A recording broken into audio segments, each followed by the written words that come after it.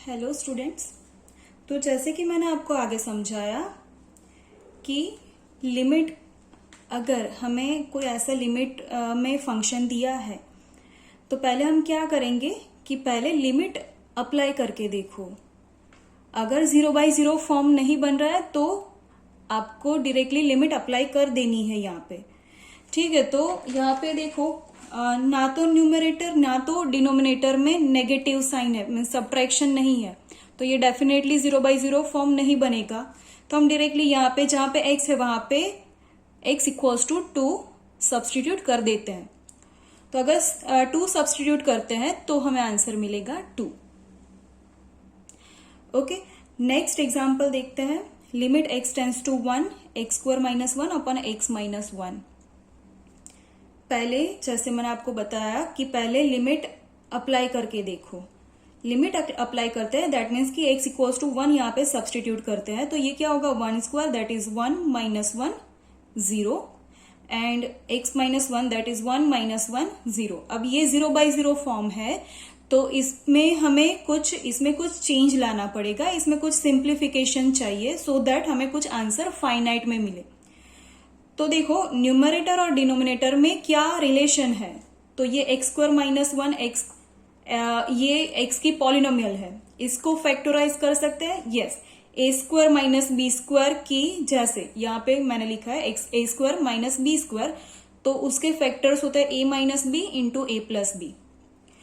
तो ये फॉर्मूला के हिसाब से यहाँ पे क्या होगा x - 1 x + 1 और नीचे जो है वो एज इट इज। अब देखो ये दोनों कॉमन है तो कैंसल आउट हो गए, बाकी बचा सिर्फ x + 1, वो लिखा। अब डिनोमिनेटर में कुछ भी है ही नहीं तो आंसर हमें डेफिनेटली फाइनाइट मिलेगा। तो हम x इक्वल्स टू 1 यहाँ पे सब्सटीट्यूट करते हैं तो आंसर हमें मिल रहा है 2। Next example, limit x tends to 3 x⁴ - 11 upon 81 upon x - 3। Limit apply करते हैं तो ये क्या होगा 3⁴ दैट इज 81 - 81 तो 0 और 3 - 3 0, अगेन 0/0 फॉर्म, तो इसमें सिंप्लीफिकेशन चाहिए, हम डायरेक्टली लिमिट अप्लाई नहीं कर सकते। तो अब देखो उसके लिए हमारे पास ये वाली एक फॉर्मूला है। जैसे कि मैंने आपको आगे बताया था कि जब भी आपके पास जो फंक्शन दिया है उसमें 3 से ज्यादा पावर है, ठीक है, 3 से ज्यादा पावर है, तब आप इसको फैक्टराइज नहीं कर सकते क्योंकि अभी तक आपने वो सीखा ही नहीं है। ठीक है, आपने a³ - b³ अगर ऐसी टर्म दी है तो आप इजीली इसको फैक्टराइज कर सकते थे यहाँ पे, बट raised to 4 है तो इसको कैसे फैक्टराइज करना है वो नहीं पता, तब ये वाली फॉर्मूला का यूज करना है। वैसे इन दोनों के लिए भी ये वाली फॉर्मूला का यूज कर सकते हो। ठीक है, ऐसा कोई जरूरी नहीं है कि ज्यादा पावर है तब ही ये यूज करना है, ऐसा कोई जरूरी नहीं है। ये दोनों के लिए भी ये फॉर्मूला अप्लाई हो सकती है। तो देखो इस पैटर्न का ये फंक्शन है या नहीं वो चेक करते हैं पहले। तो किस टाइप का है, raised to n, raised to 4, तो ये भी raised to 4 होना चाहिए। अब किसके raised to 4 होगा तो 3⁴।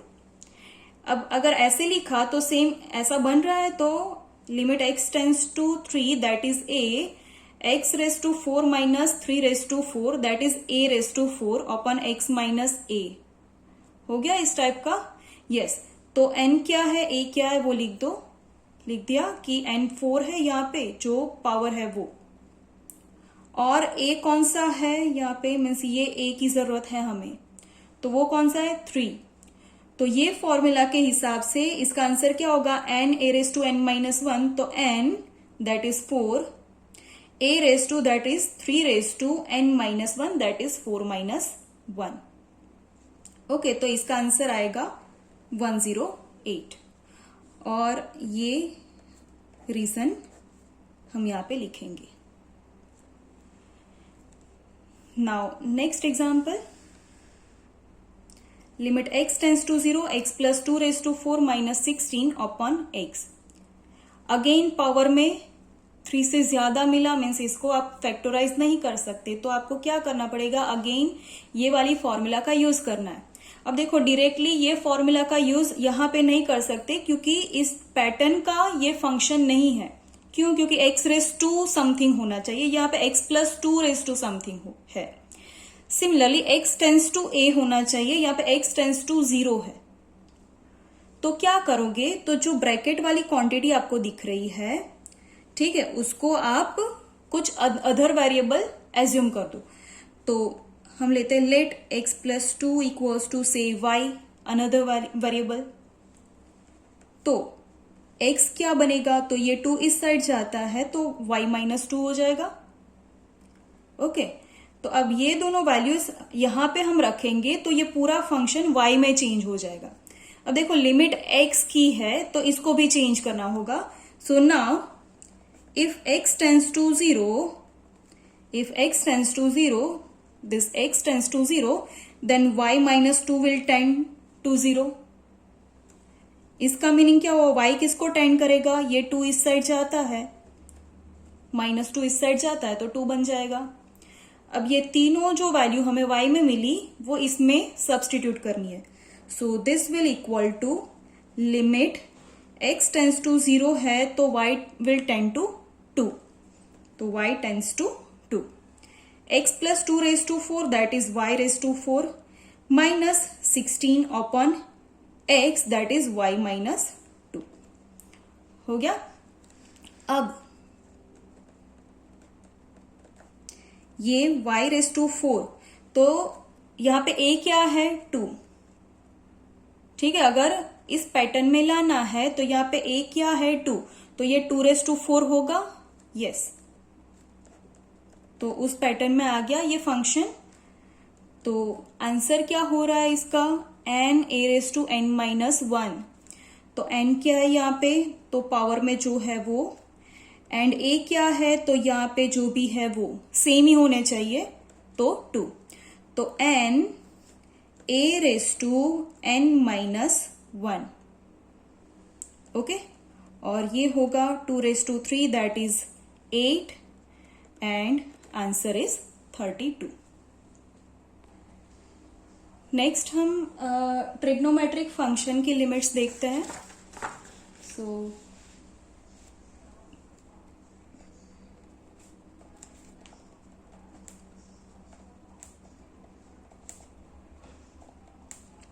ठीक है, तो उसके लिए आपको फॉर्मूला याद रखनी है। फर्स्ट फॉर्मूला है limit x tends to 0 sin x upon x equals to 1. Second one is limit x tends to 0, tan x upon x will equal to 1.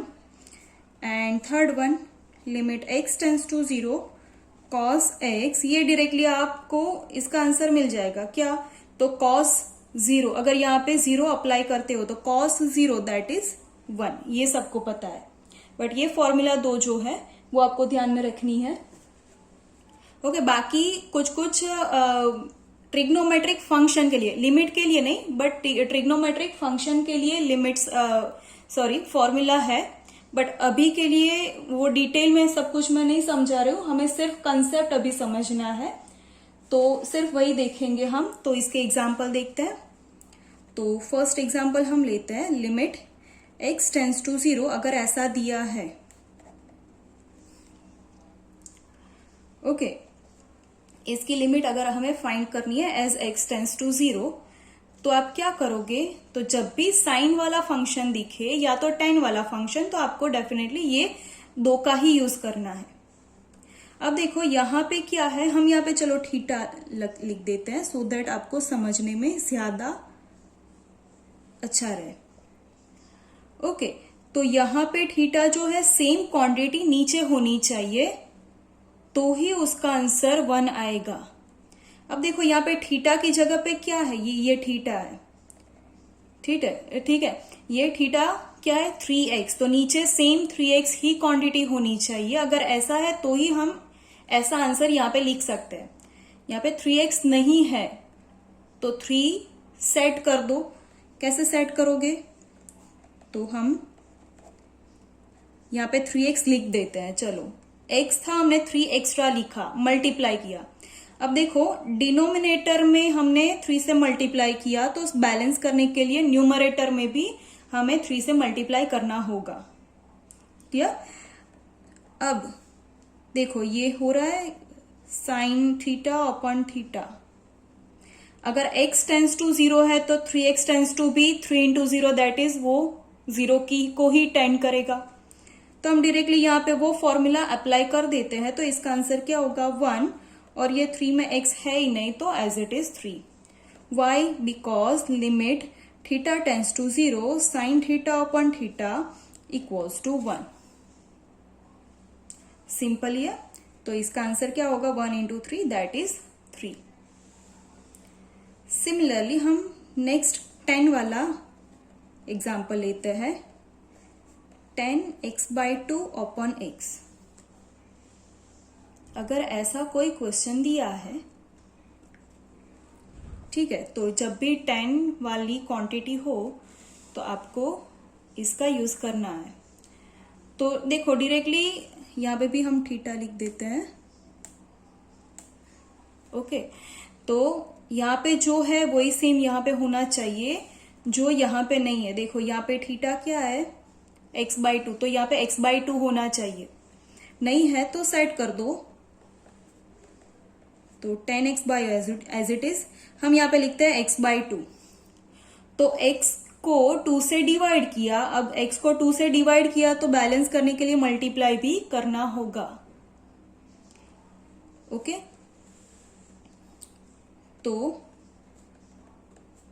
हम इसको अलग से लिखते हैं और इंटू करके ये 2 को अलग से लिखो। तो देखो ये हो गया tan थीटा अपॉन थीटा। अगर x 0 को टेंड करा है तो x/2 भी 0 को टेंड करेगा। तो limit theta tends to 0 tan theta upon theta हो गया। तो इसका आंसर क्या होगा 1, और ये 1/2 है। सो आंसर इज 1, और यहाँ पे हम लिखेंगे because limit theta tends to 0 tan theta upon theta equals to 1।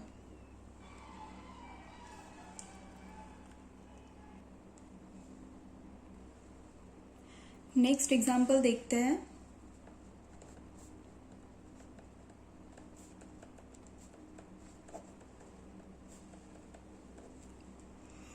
अगर इस टाइप का फंक्शन दिया है तो जब भी साइन 10 आता है तो मैंने आपको बोला कि इसी टाइप की फॉर्मूला का यूज करना है। बट देखो साइन और 10 दिया होता है तो नीचे जो यहाँ पे है वो थीटा सेम उनके अपॉन में चाहिए, दोनों के अपॉन में, जो नहीं है। तो हम क्या करेंगे, यहाँ पे थीटा क्या होगा तो 6x, यहाँ पे थीटा होगा 4x। हम अभी कांस्टेंट को इग्नोर करते हैं, सिर्फ x चाहिए ऐसा हम कंसीडर करते हैं। ठीक है, बाकी का कांस्टेंट हम अकॉर्डिंगली हम सेट कर लेंगे। तो ये x को इसके नीचे लिखो अगर, ठीक है, तो ये हम कैसे लिख सकते हैं साइन 6x अपॉन x। ये इतनी क्वांटिटी को ऐसे लिखा अपॉन, अब ये दोनों को अपॉन में लिखो तो ऐसे हो गया। ठीक है, अब देखो यहाँ पे थीटा 6x है तो यहाँ पे 6 होना चाहिए। तो हम नेक्स्ट स्टेप में ऐसे लिखेंगे। तो सिर्फ x था, हमने लिखा 6x। तो हमने यहाँ पे क्या मीन्स डिनोमिनेटर में x को मल्टीप्लाई किया, तो बैलेंस करने के लिए न्यूमरेटर में भी 6 को मल्टीप्लाई करना होगा upon tan 4x upon x है ही, हमें चाहिए 4x। तो 4 से हम यहाँ पे ऐसे यहाँ पे डिवाइड कर रहे हैं x के साथ। चलो ऐसा मान लो कि x के साथ मल्टीप्लाई कर रहे हैं, तो ऊपर भी ऐसे ही इसको बैलेंस करने के लिए हमें मल्टीप्लाई करना होगा। ठीक है, तो अब यहाँ पे अगर लिमिट अप्लाई करते हैं, बट ये लिमिट कॉमनली दी है, हम दोनों को सेपरेटली देते हैं। तो ये हो जाएगा limit x tends to 0 sine 6x upon 6x into 6 divided by, ये भी लिमिट यहाँ पे लेके जाते हैं, limit x tends to 0 tan 4x upon 4x into 4। तो यहाँ पे लिमिट अगर अप्लाई करते हैं तो ये 1 आ जाएगा, इंटू 6 है ही, इसका भी आंसर अपॉन में 1 होगा और 4 है ही, तो 6/4 और 2 कैंसिल आउट होके आंसर मिलेगा हमें 3/2। नेक्स्ट हम एक्सपोनेंशियल फंक्शन के लिमिट देखते हैं। So limit of exponential function, तो उसके लिए आपको दो फॉर्मूला ध्यान में रखनी है। Limit x tends to 0 e raise to x minus 1 upon x equals to 1, and second one is limit x tends to 0 a raise to x minus 1 upon x equals to log a base e, या तो इसको ln a भी लिख सकते हो आप। जब भी बेस e होता है तो हम ln a लिखते हैं जनरली। ओके, तो इसके एग्जाम्पल देखते हैं। सपोज आपको दिया गया है e raise to 2x minus 1 upon x। तो जैसे आगे हमने थीटा वाला फंडा देखा, तो सेम यहाँ पे ऐसे ही अप्लाई होगा कि यहाँ पे पावर में जो है सेम क्वांटिटी यहाँ पे होनी चाहिए। अब देखो यहाँ पे पावर में क्या है, 2x, यहाँ पे सिर्फ x है तो इसको 2 बनाना पड़ेगा। तो नेक्स्ट स्टेप में हम लिखते हैं 2 एडजस्ट करते हैं, तो 2 से हम मल्टीप्लाई करते हैं x को, तो मीन्स हमने नीचे 2 से मल्टीप्लाई किया तो ऊपर भी बैलेंस करने के लिए 2 से मल्टीप्लाई करना होगा। ओके, सो दैट ये बैलेंस हो गया। अब देखो सेम ये फॉर्मूला यहाँ पे अप्लाई हो सकती है, e raise to x minus 1 upon x, और एज x टेंस टू 0, यहाँ पे x टेंस टू 0 है तो 2x टेंस टू भी 0 होगा, सो दैट ये हम लिमिट यहाँ पे अप्लाई कर सकते हैं। तो इसको अगर लिमिट लगाते हैं तो आंसर इसका 1 आएगा into 2, that is the answer is 2। Similarly अगर हम दूसरा एग्जाम्पल ले तो e raise to 3 raise to 4x minus 1 upon x, suppose ऐसा है। तो अगेन यहाँ पे पावर में जो है वो सेम यहाँ पे होना चाहिए, नहीं है तो सेट करो। तो 3 raise to 4x minus 1 upon हमें चाहिए 4x, दैट मीन्स कि हमने x को 4 से मल्टीप्लाई यहाँ पे किया, मीन्स कि हमने यहाँ पे डिवाइड किया। तो नीचे अगर मल्टीप्लाई करते हैं तो बैलेंस करने के लिए ऊपर भी मल्टीप्लाई करना होगा। अब ये सेम टाइप का बन गया, a raise to x minus 1 upon x as x tends to 0। तो जब भी a रेज टू होता है, यहाँ पे a 3 है, a रेज टू होता है तब आंसर 1 नहीं, तब होता है log a। तो इसका आंसर क्या होगा, log a, यहाँ पे क्या है तो ये 3 है, तो log 3 बेस e और इंटू 4। तो इसको जनरली हम ऐसे लिखते हैं, कांस्टेंट आगे फिर log की क्वांटिटी। नेक्स्ट इसी टाइप का यही फंडा वाला हम एग्जाम्पल देखते हैं। तो limit x tends to 0 5 raise to x minus 5 raise to minus x upon x। Okay, अब देखो हमारे पास ऐसा होना चाहिए a raise to x minus 1, यहाँ पे माइनस 1 नहीं है, तो हम क्या करेंगे, ये जो नेगेटिव पावर है, जो भी नेगेटिव पावर है उसको पॉजिटिव बना देते हैं। अब पॉजिटिव जब भी हम बनाते हैं उसको, तो उसको हमें 1 अपॉन करके लिखना होगा, सो दैट पावर पॉजिटिव हो जाएगा। अब हम क्या करेंगे, एलसीएम लेंगे। एलसीएम क्या होगा, तो 5 रेज टू x, ये 5 रेज टू x यहाँ पे जाएगा तो ये 2 टाइम्स मीन्स उसका स्क्वायर हो जाएगा।